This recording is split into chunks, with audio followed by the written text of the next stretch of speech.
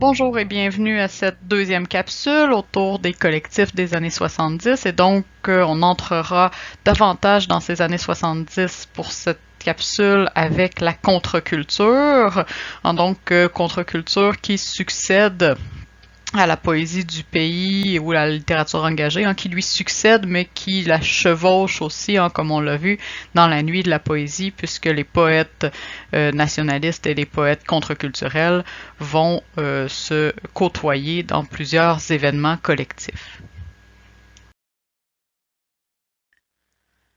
Donc d'abord, qu'est-ce que c'est que cette contre-culture, aussi appelée culture alternative, marginale, underground ou nouvelle culture? Donc c'est un mouvement qui prend forme à San Francisco aux États-Unis, notamment autour du mouvement beatnik, représenté en littérature par des auteurs comme Jack Kerouac, Allen Ginsberg ou William Burroughs, dont le livre Le Festin nu de Naked Lunch est en quelque sorte l'emblème de cette écriture contre-culturelle ou beatnik. Donc Le Festin nu, c'est un livre largement écrit sous l'influence de la drogue, qui se présente sous forme de notes éparses, qui traite de façon obscène à la fois de politique, d'homosexualité ou de consommation illicite. Tout ça dans une forme d'écriture qui mime le délire paranoïaque. Ça vous donne un peu une idée du courant littéraire. Le mouvement de la contre-culture est un mouvement culturel, contestataire, mené par une génération, celle des baby boomers, nés au lendemain de la guerre, et donc qui ont environ 18 ans en 1963, donc qui bénéficient par ailleurs de la force du nombre dans la courbe démographique.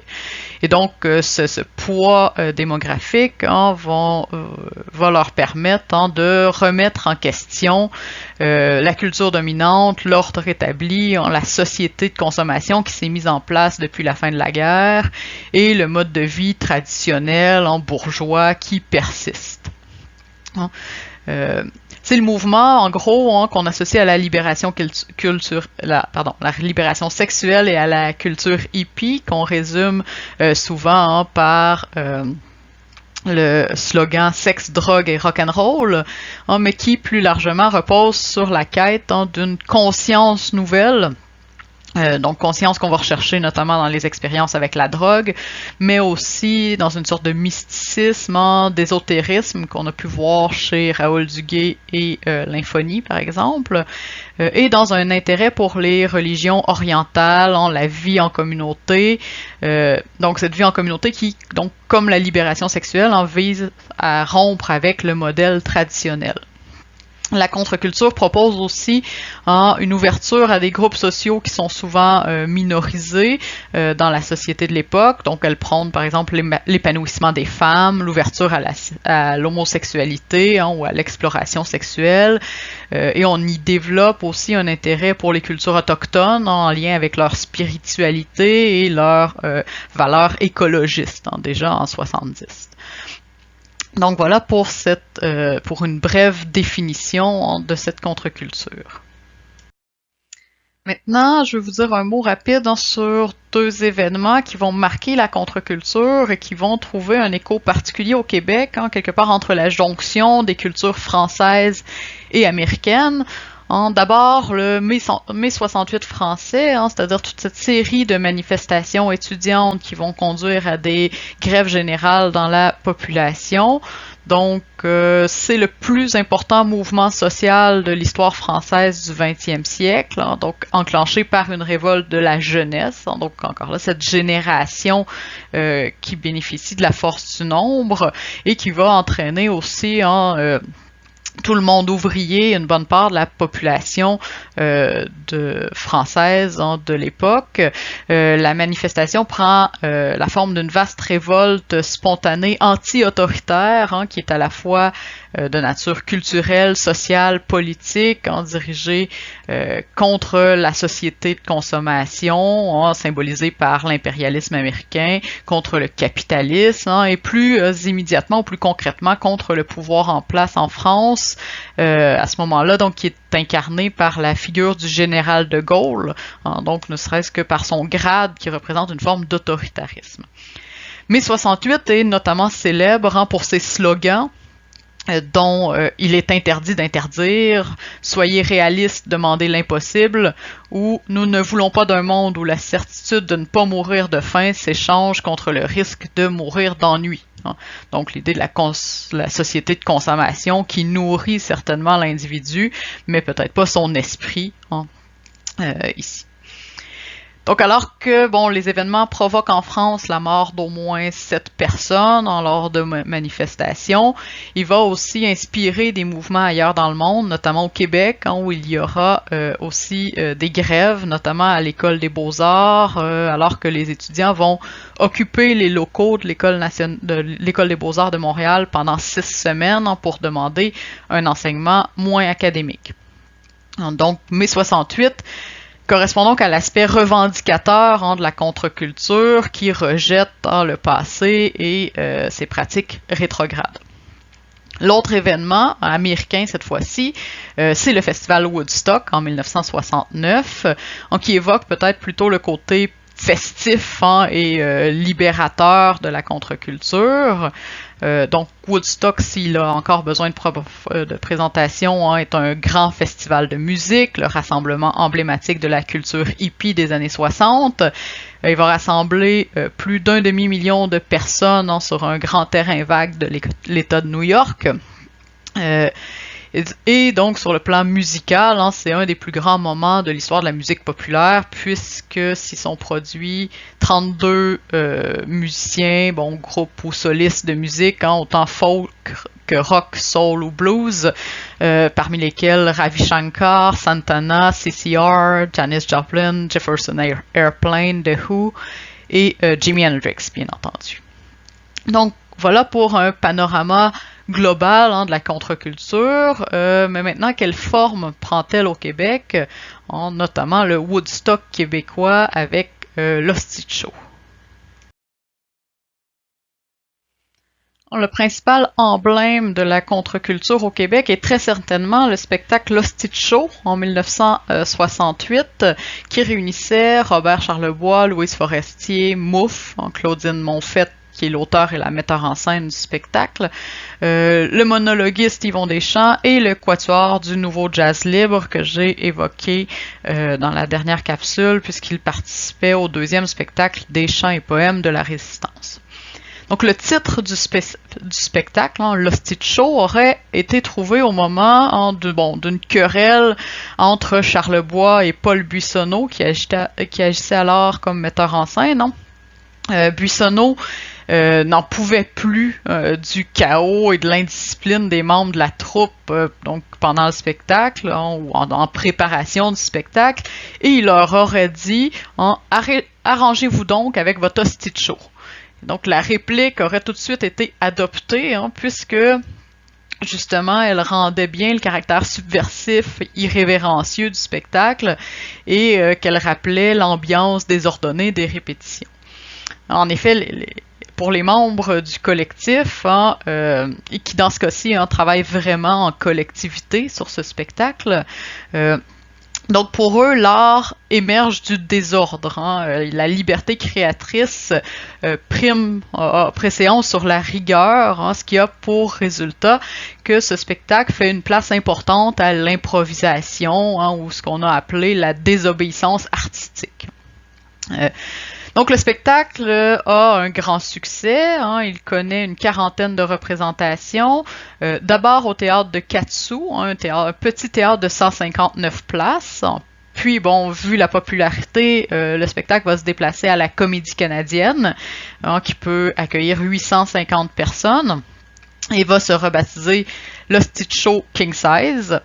Et enfin, puisque le succès se poursuit, le spectacle va se déplacer à la Place des Arts, la salle Wilfrid Pelletier de la Place des Arts, qui peut contenir donc 3000 spectateurs, mais là sous le titre un peu ironique « L'hostie de show meurt », ou donc à la fois donc, le show meurt, mais l'hostie de show meurt, donc la mort du spectacle. Parce que donc jouer à la place des arts, c'est en quelque sorte entrer dans la culture légitimée, et donc il y a une perte complète de l'aspect subversif du spectacle, donc en jouant dans cette salle-là qui signe un peu son arrêt de mort. Cela dit, pour anecdote, ce serait la première fois au moment de l'Hostie de Show où l'on a pu entrer à la place des arts en jeans. Donc avant, il fallait un costume de ville. Donc sur le plan musical, le spectacle impose une forme de rock'n'roll bien québécoise, donc quelque part entre le yéyé des chanteurs de variété avec les rythmes enlevants qu'il y avait dans les années 60, et donc entre le yéyé et les chansonniers qui livrent des chansons à texte dans des boîtes à chansons. Donc alors que ces deux courants-là, yéyé et chansonniers, donc qui étaient des courants majeurs de la littérature québécoise dans les années 60. Donc les deux sont fermés l'un à l'autre, il n'y a aucune communication entre yéyé et chansonnier. Le rock de l'Hostie de Show va chercher à réconcilier un peu ces deux univers avec une touche, en plus de musique planante, propre à ce rock contre-culturel américain. Dans cette perspective, Robert Charlebois incarne bien ce passage de la chanson à texte vers le rock'n'roll, alors qu'en 62, il faisait la première partie de Félix Leclerc, et en 65, pour son premier album, avait ce air de gentilhomme sur la pochette. Alors qu'en 67, il revient d'un voyage en Californie avec un tout autre look, une nouvelle musique, comme on le voit bien ici. Donc en 2 ans, donc il y a ce changement important dans la culture de Charlebois, mais qui représente aussi un renversement. Donc cette arrivée de la contre-culture qui se fait vers la fin des années 60, qui va prendre toute sa place dans les années 70.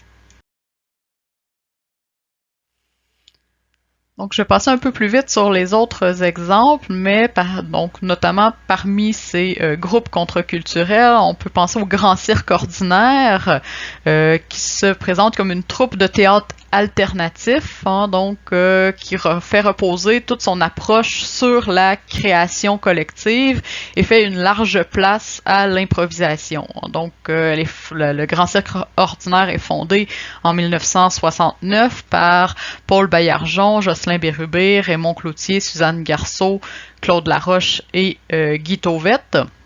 Donc, et une de leur première production en 69, c'est la pièce T'es pas tannée Jeanne d'Arc, créée en novembre, qui fait le parallèle entre le sort de Jeanne d'Arc brûlée sur le bûcher et celle des Québécois. Donc on voit qu'il y a, même si on est du côté de la contre-culture, il reste qu'il y a un propos politique ici dans le Grand Cirque Ordinaire, qui sera donc troupe qui sera active jusqu'en 1986. Et c'est à partir de leur expérimentation avec l'improvisation et la création collective, qu'ils vont fonder les premières soirées d'improvisation, et donc le Grand Cirque Ordinaire est en quelque sorte l'ancêtre de la LNI, comme je l'évoquais dans la capsule précédente. Autre exemple d'art contre-culturel, qui cette fois va même provoquer la controverse, c'est la phrase de Claude Péloquin, sur la murale de Jordi Bonnet au Grand Théâtre de Québec, donc qui est gravée sur la murale en 70. Péloquin, a fait partie de la Nuit de la Poésie 70. C'est un poète, un écrivain, un chanteur, aussi un parolier pour Charlebois. Et il est invité par le sculpteur Jordi Bonnet à participer à sa murale, et il va graver sur sa murale cette phrase « Vous êtes pas écœurés de mourir, bande de caves, c'est assez ». Et donc, c'est cette phrase-là qui va heurter notamment Roger Lemelin, auteur du roman Les Ploufs, donc d'une génération un petit peu plus âgée que Péloquin, notamment. Donc, L'Homelin est offusqué, hein, il juge la phrase de Péloquin vulgaire, indigne d'un lieu de culture. Il va soutenir que le Grand Théâtre a été construit grâce à l'argent des contribuables, et donc il va demander à ce que cette phrase soit effacée. Il va en appeler à la population et va recueillir une pétition de plus de 8000 noms qui va le remettre au ministre des Affaires culturelles. C'est vraiment un débat sur la liberté artistique qui va enflammer le Québec tout entier à l'époque. Donc finalement, la phrase va rester là. Il y aura aussi une célèbre réplique du sculpteur Armand Vaillancourt, une réplique sous forme de performance, peut-être une réplique écrite. Le sculpteur Vaillancourt va se promener monté sur un cheval, avec toute son armure médiévale, sa lance, avec un fanion sur lequel est écrit le mot liberté. Donc, il va se promener autour du théâtre comme ça, jusqu'à se rendre sur scène à cheval pour lire une espèce de texte manifeste où il prône la liberté d'expression et dénonce l'esprit bourgeois et la pensée rétrograde. Enfin, il me faut dire un mot de la revue Mainmise, revue porte-parole de la contre-culture au Québec, qui se décrit comme l'organe québécois du rock international, de la pensée magique et du gai savoir. Donc, revue qui a somme toute une courte existence, qui correspond à la période d'effervescence de la contre-culture au Québec, 1970-78, mais qui est très productive, 78 numéros en 8 ans. Donc, c'est une revue prolifique pendant sa courte existence. Une revue hétérogène aussi. Elle contient à la fois des articles savants sur la contre-culture ou sur des éléments qui intéressent la contre-culture. Au départ, ce sont des traductions de textes issus de revues contre-culturelles américaines. Puis, il y aura des articles savants sur la drogue, les hallucinations, mais aussi des mouvements ésotériques, etc. Il y aura des conseils pratiques. C'est une revue qui est abondamment illustrée et qui fait aussi place à des genres un peu marginaux comme la bande dessinée. On aura des traductions en joual de bande dessinée d'auteurs underground américains dans Mainmise. Donc c'est vraiment une revue qui est super intéressante à feuilleter, ne serait-ce que pour son iconographie, son caractère un peu iconoclaste aussi. Il y a de tout dans Mainmise. Ce qui est intéressant, c'est que tous les numéros sont en ligne. Donc, j'ai mis le lien sur Studium. Je vous invite à aller feuilleter pour voir donc sur le plan culturel des années 70, quelles étaient les expérimentations formelles ou la transgression que se permettait Mainmise comme périodique.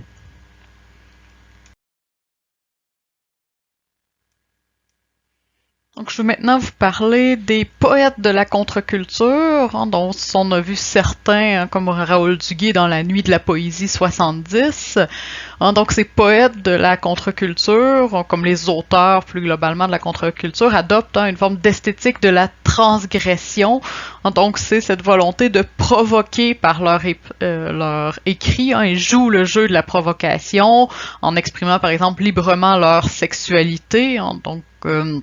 En décrivant leur expérience sensorielle, vécue notamment sous l'effet de la drogue ou dans des actes sexuels, et en assumant aussi pleinement leur américanité, ce qui est une posture subversive comparativement à plusieurs artistes qui se réclament davantage de la culture française ou même de la culture québécoise, alors que les poètes contre-culturels vont penser leur identité en termes d'américanité, donc en termes de continent, en s'associant beaucoup à la contre-culture américaine, comme l'a fait Charlebois après son voyage aux États-Unis.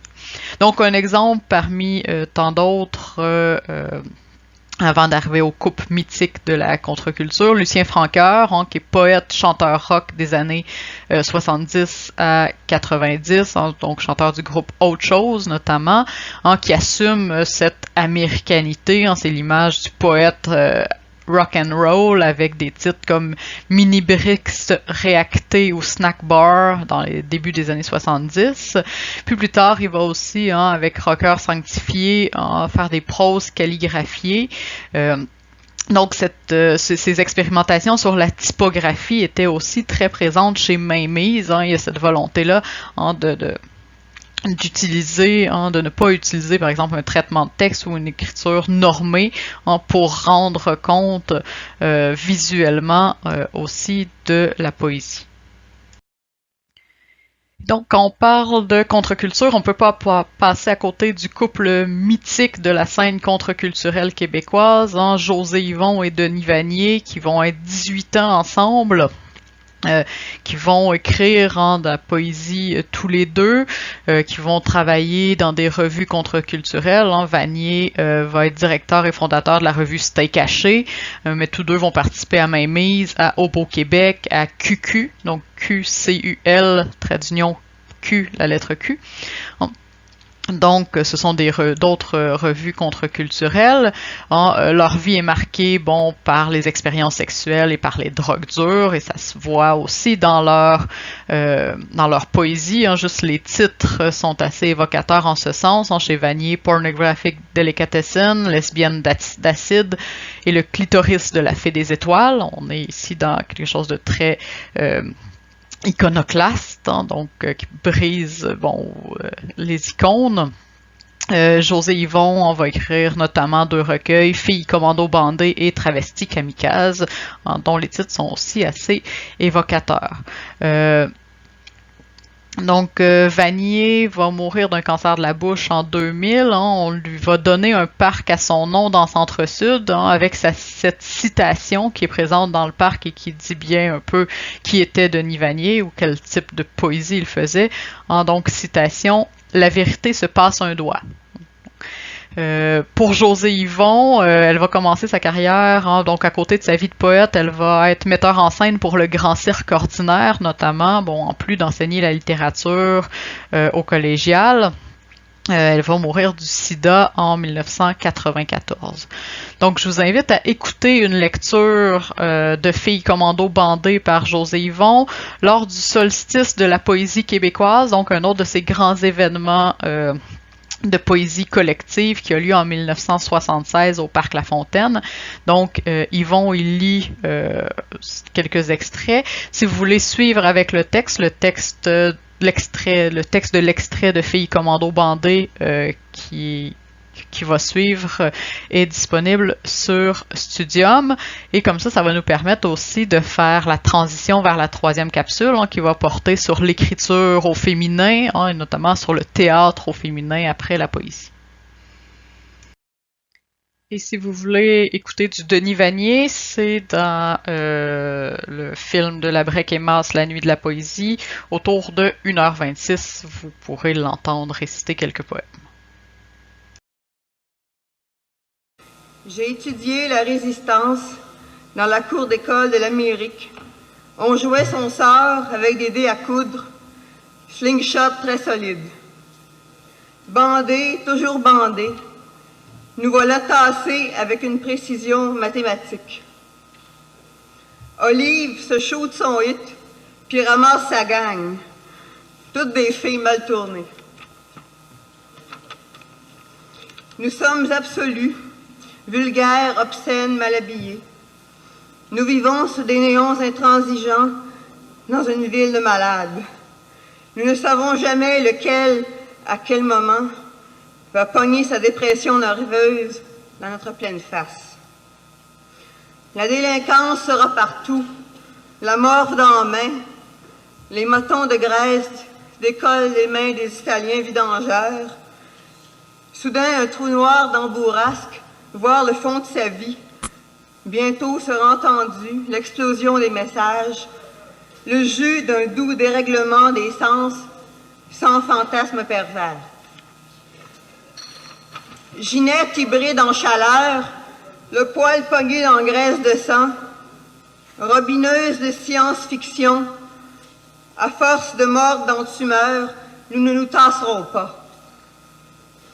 Pour l'histoire craquée d'une autopsie, chambre froide, une grosse étreinte d'empage, l'égout défile sa rue pourrite de soleil, les commandos du désespoir, de la délicatesse qui saigne, qui nous envoie dans un tunnel vérifier l'heure du suicide. Mais c'était le genre pour mourir. Entre la bécasse et son frigidaire, aujourd'hui, on se suicide au 14e. Une seringue en dessous de la langue, une Cadbury pour dîner. L'indigestion permanente inverse l'histoire. Leurs trottoirs sont des égarements. Faire la job qui nous est montrée, jouer au bras une brosse la fin de semaine, le plaisir d'embrasser sa blonde dans sa combine de skidoo, en buvant de la bière chaude le matin.